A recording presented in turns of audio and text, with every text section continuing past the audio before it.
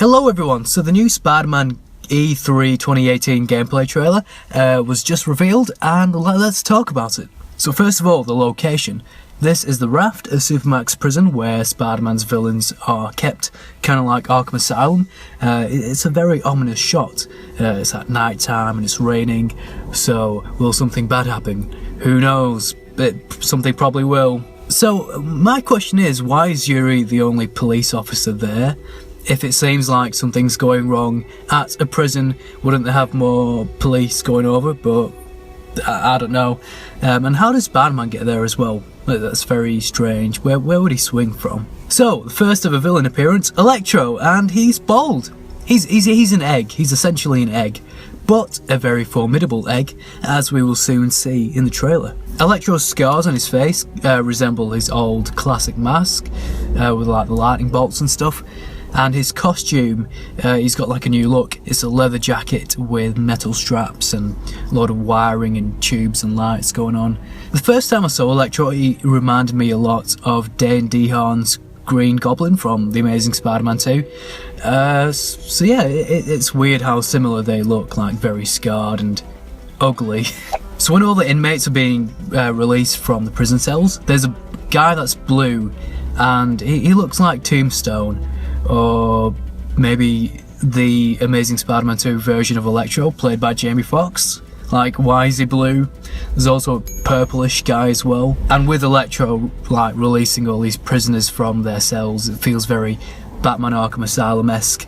And it seems like a lot of this game is taking cues from the Batman Arkham games, which is not a bad thing. It's a very good thing, in fact. Now it's worth pointing out like how great this looks as well, the lightning effects, the fire effects, just the colours. It looks so good, and I'm so glad that Spider-Man is getting like a AAA treatment, and it just looks amazing. So in the combat you kind of see Spider-Man like bouncing off the wall and attacking an enemy, which reminds me of Ultimate Spider-Man, the game, where you can do very similar things. If you're next to a wall, you jump off it and then kick someone. I love the combat in that game, and it's great that Spider-Man is sort of acrobatic and bouncy, just like the Ultimate Spider-Man version. So I'm hoping there's a lot more of that, where you get to like bounce off walls and punch people. Punching people is fun.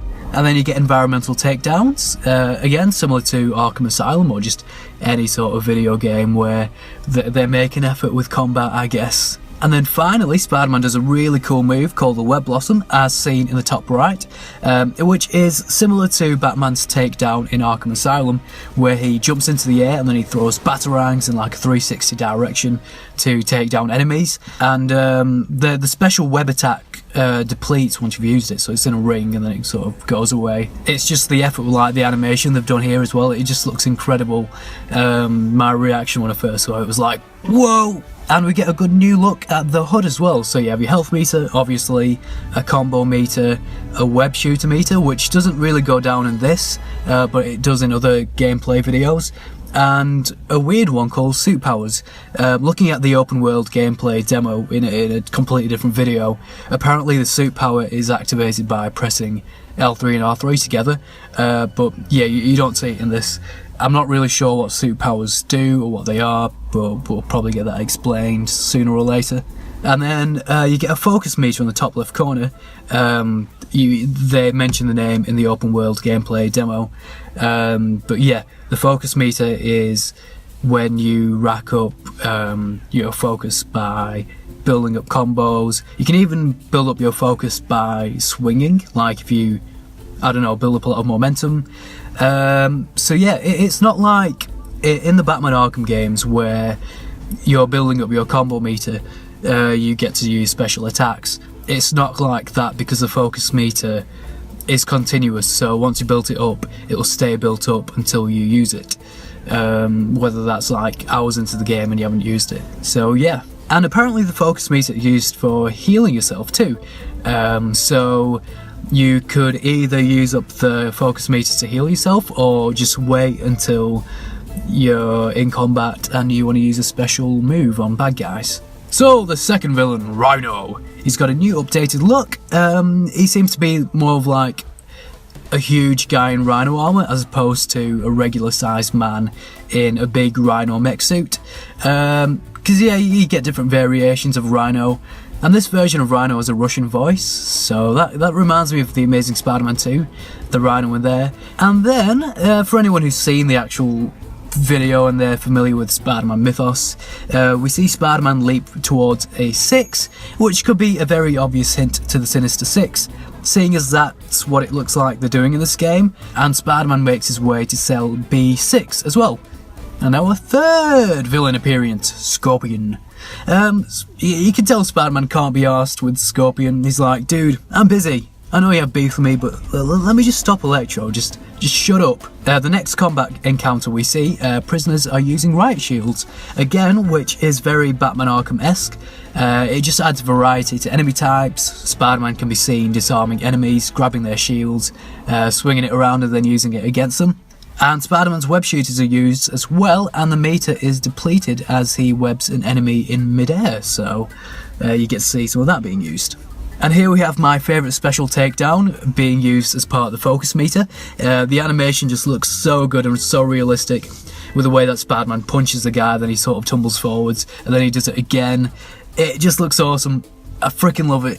And then moving on, as Spider-Man chases Electro, we get some swinging gameplay, which I didn't really think we'd get in this, but it looks really good. You get that nosedive again that we saw in the Game Informer coverage trailer.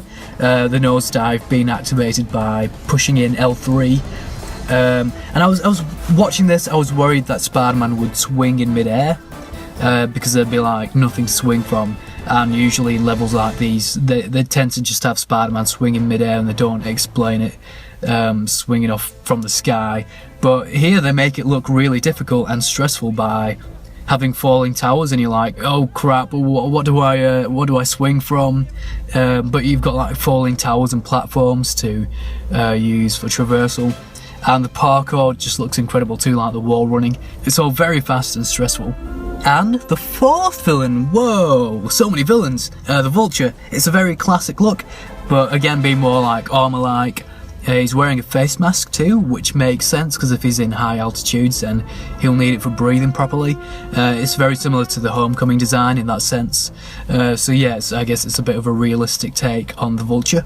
And again, Spider-Man doesn't seem surprised to see these villains. He's like, please, I've got shit to do. Just stop the small talk and let me do my thing. And we get Spider-Man doing these cool spins and flips in the air, which look incredible.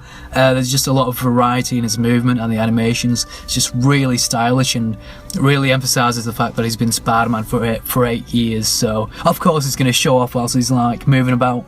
I just want to say again, like, this whole section looks really fun but stressful, and I hope we get a lot more chase sequences like this in the game. We had the helicopter one from E3 in 2016 or 2017, I can't remember, but yeah, I just hope we get a lot more of these because they're a lot of fun.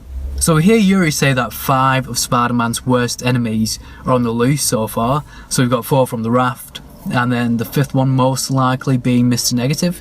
But is Mr. Negative really that much of a worst enemy for Spider-Man? I'm not sure. We're not really sure when this takes place in the story. I'm personally going to guess towards the end of the first act or the beginning of the second act when things start to kick off. Yuri also says that some of the villains are heading into the city, so maybe there's a lot more we're yet to come across. Shocker could definitely be one of those villains, so we'll just have to wait and see. And again, to emphasise the fact that Spider-Man's been Spider-Man for 8 years and he moves with a lot of confidence, you get to see Spider-Man do that cool web zip move through the containers that are closing in. And if it was a younger Spidey, then maybe he would have like easily been overwhelmed and ended up letting Electro escape. But yeah, he handled that really well. And this vertical chase too, like the running up the wall, just looks spectacular. The particle effects, the falling debris, the sense of tension, just the spectacle is just whoa. Like, I've said it before, but it's just so good that Spider-Man's getting this treatment. It's just like, yeah, incredible. And moving on to the cutscene, the attention to detail, like the rain and the water effects are really good, like splashes in puddles. And we have even more hints towards the Sinister Six.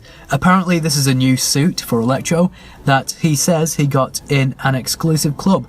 I'm going to take a guess and say that it's his bingo club. He's getting bald, he's getting old, and he'd probably get bored in prison, so if I were him, I'd join a bingo club.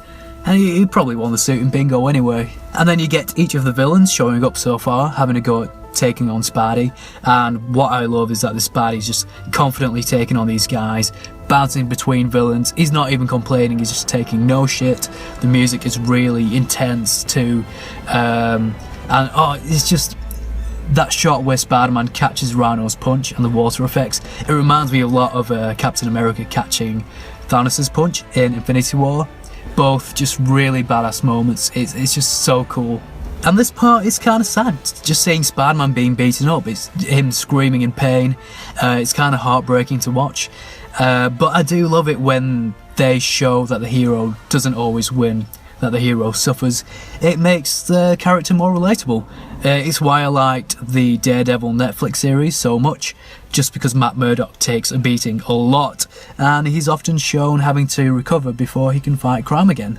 And lastly, you get the Fab Five, or the Sinister Five in the background, as Spider-Man's trying to crawl away. And then you get Mr. Negative saying how he wants Spider-Man alive. So obviously they're working for someone, and you're like, oh, who's it gonna be? And then you hear like a light roaring sound effect, and you see some glowing lights like come up, to which Spidey replies with, wait, you? Which sounds like he knows a person, he's surprised and disappointed and saddened to see them. So it sounds as if he's like been betrayed, like he really didn't expect this person. So, like, who's the surprise villain? Is it a sixth Sinister Six member? It's pretty obvious. It's Aunt May. She thinks Spider-Man's a menace, and she's probably teamed up with J. Jonah Jameson to bring down Spider-Man. So yeah, thanks for watching the speculation video. I'll see you next time. Nah, just kidding. To me, that sounds like tentacles a bit. But the obvious guess is going to be the Green Goblin. And if you watch closely, you can see like the screen shake as something moves in closer to Spider-Man. So it could definitely be Green Goblin's glider, with the lights coming off the glider as well. And it makes sense from a story point of view as well, with it being the Green Goblin, seeing as Norman Osborn is a confirmed character in the game. He's running for mayor. So yeah, it's hard to tell if the Green Goblin has already existed in this universe. Like, Peter's been Spider-Man for 8 years, so it makes sense that the Green Goblin has appeared before, and maybe like the Green Goblin persona was destroyed many years ago, which is why Peter is surprised to see him return, and surprised that he's forming a Sinister Six.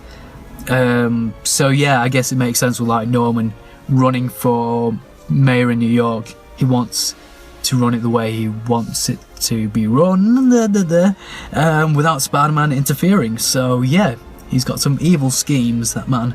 But yeah, I guess we'll have to wait and see. It probably is the Green Goblin, but I feel like Aunt May's a possibility too.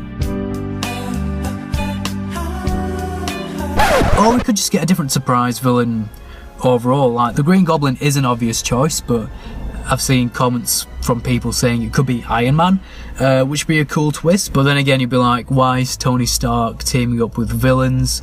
But you do have the Avengers Tower featured in the game, Doctor Strange's Sanctum Sanctorum, if that's how you say it.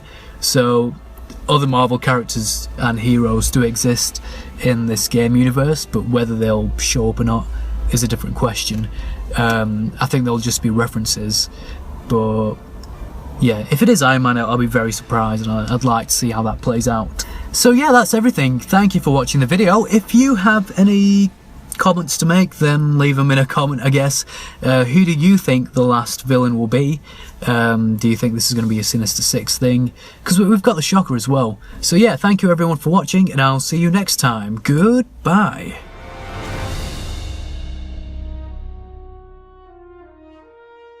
PlayStation